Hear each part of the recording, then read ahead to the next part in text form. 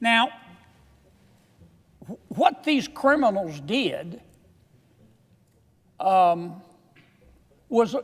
they had three very elaborate schemes.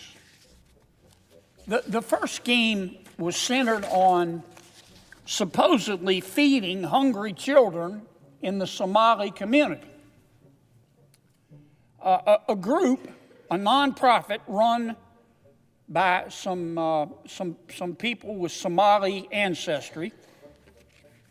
The name of the nonprofit was called Feeding Our Future. Feeding Our Future. Feeding Our Future went to the welfare authorities in the state of Minnesota, which of course was administering federal taxpayer money, and they said, "Look, Feeding Our Children said, Feeding Our Future said, we want to feed hungry children in the Somali community." And the welfare people in state government in Minnesota gave them the money to do that. It started out very small. But the idea was that Feeding the Future, the Somali nonprofit organization, would take this federal taxpayer money, American taxpayer money, and go to businesses, most of which were Somali businesses, in the Somali community, and set up feeding sites where they supposedly would take children to get a hot meal. On paper, it sounded great.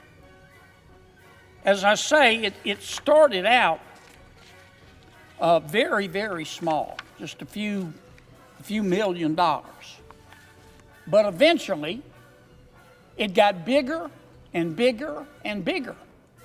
And more businesses in the Somali community signed up to be feeding sites. And Feeding Our Future, the Somali nonprofit, kept going back to the Social Services Department in Minnesota saying, we need more money, we need more money.